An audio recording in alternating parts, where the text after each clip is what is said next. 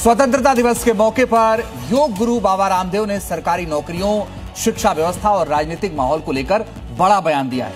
उन्होंने सरकारी भर्तियों में भ्रष्टाचार का आरोप लगाते हुए कहा कि नौकरियों में बड़े स्तर पर गड़बड़ी हो रही है। देश में चल रहे जेनजी के आंदोलनों के बीच योग गुरु स्वामी रामदेव ने एक नए आंदोलन की चेतावनी दी है, लेकिन उनका मुद्दा भी जेनजी और जेन अल्फा ही है। चारों तरफ देश में हंगामा है।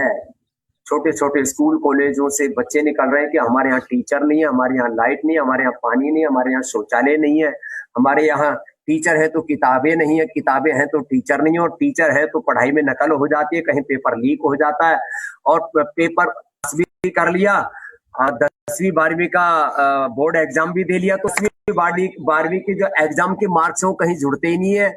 कॉम्पिटिटिव एग्जाम्स के आधार पर ही आगे यूनिवर्सिटी में सिलेक्शन होता है, और उसके बाद में फिर जो है जब कहीं नौकरी की बारी आए, खास करके गवर्नमेंट जॉब्स में इंटरव्यू के दौरान 90 से 99% घोटाला होता है। अपने विचार, अपने संस्कार, अपने संगठन, अपने ही जाति वर्ग समुदाय के लोगों को ठोक लेते हैं और बाकी को बाहर धक्का मार देते हैं।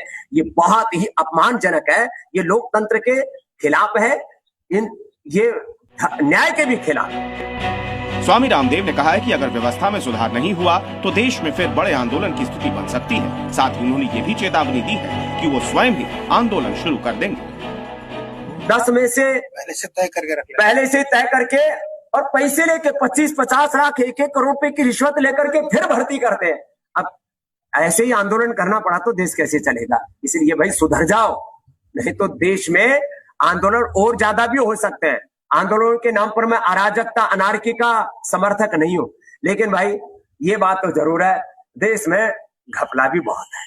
ये घपले ठीक कर लो, नहीं तो कोई ऐसा ना हो कि बाबा रामदेव को दोबारा आंदोलन करना पड़े।